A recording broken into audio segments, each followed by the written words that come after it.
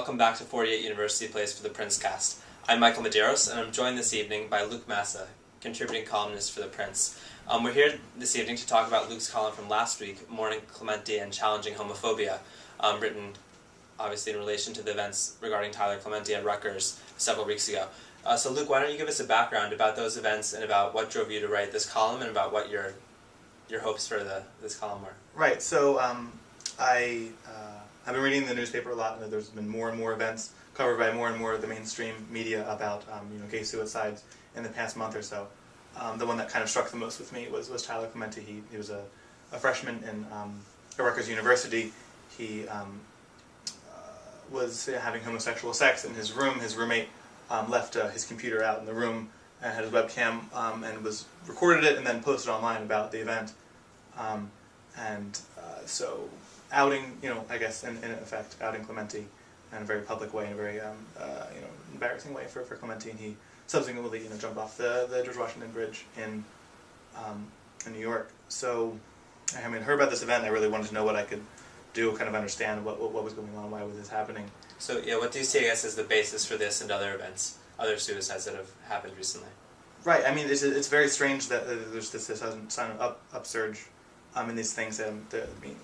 Gay LGBT rights is very much kind of a political thing right now. So there's a lot of talk about it. There's a lot of people being very more open about it, and you wonder maybe if this kind of openness is the things that are happening now are kind of reaction to those things that when the kind of the last straw, the Drake comes back kind of thing that we're pushing so hard that the political things of Don't Ask, Don't Tell, the political things of Defense of Marriage Act, of gay marriage. So people are being confronted with homosexuality much more personally, and people are coming out a lot younger than they used to. So they're still in their teens, and they're still in their kind of very much in their families. So some of them are 13 and 14 years old, and they're at school with kids who are still very young, very immature, and very kids are a lot of times very very mean, very bullies. So this kind of it's a strange paradox between people becoming more open and becoming a more acceptable thing in society, and we wonder if maybe it's too much too quickly, or if this is kind of a reaction to those things. But somehow there's Sure. definitely been an increase. Sure. No, I think that's certainly true that people are probably coming out younger, and as a result of that, there are more bullies in their age group.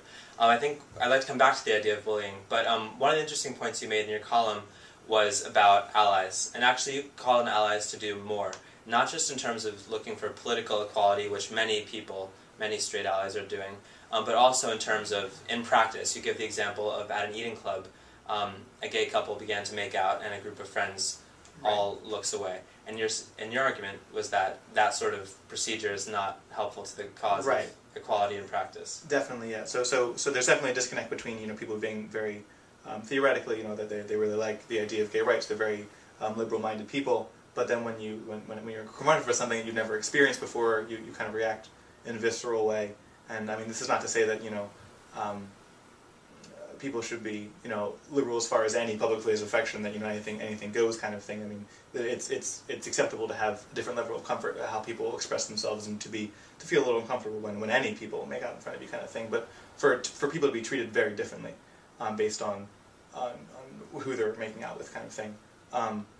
So what you're thinking is that as more and more allies are accepting of even that sort of, a gay couple making out, then that will gradually confer to more and more people. Right. So this is something to be accepted. Exactly. So when people don't turn around, when people when a group of them turn around, then they're all allowed to. But when only one person tries to, then he feels uncomfortable for doing so because no one else has. So kind of making people aware that it's not acceptable to be this intolerant, and to be kind of that this kind of complacency is not acceptable in our society. So there will always be allies, and then people who are ambivalent, and people who hate gay people. These I think these groups are always going to exist. But the stronger we make allies, the more responsibility that they have to make it so ambivalent people are not don't react in a bad way to things. Than when the people who do hate gay people, the homophobic people in society, when they bully people, or when they're mean to them in that respect. So it wasn't happening in these cases recently.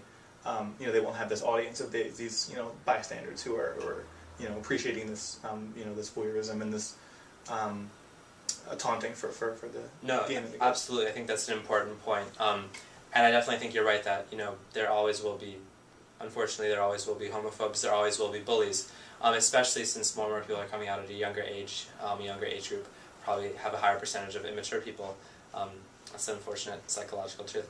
But what do you think culture, society can do sort of to emphasize to more and more young people that homosexuality is something to be welcomed and something to be respected? I know, I definitely see that, it could be a trend that it was started if more and more people actively supported it in their lives, then other people who could potentially become bullies would accept it also. Right. But are there other things you think society could do? Yeah, I think there's been a big campaign with Dan Savage as far as It Gets Better. I think it's called. A lot of really famous people. There was one recently by Hillary Clinton that kind of talks directly to gay people, saying that this is a time in your life that will pass, and that these you should feel comfortable in doing this. And so in that respect, yeah, there's that social movement for young gay people to come out and for it to be more comfortable in doing so. But as far as a cultural shift, it's really difficult to change the minds of diehard people like we were talking about before. So I think it's more about this openness and this for everyone to see that this exists and these people are among us and very very much part of our community. And I think for things at the top like Donuts Don't Tell to be repealed, right. It sends a message that gay people can fight along straight people, and that they have been doing so honorably for the history of our nation. So for that to resonate in people who are a little bit back and forth, or a little bit don't really care about the issue, to see that gay people have this right, gay people can sacrifice their life for their country as much as anyone can. Then I think it makes takes away an audience from the people right. who might otherwise become bullies. Exactly. Well, I think that about wraps up our time for today. Luke, I want to thank you for joining me. Absolutely. And thank you for watching, and we hope you join us again next time. Goodbye.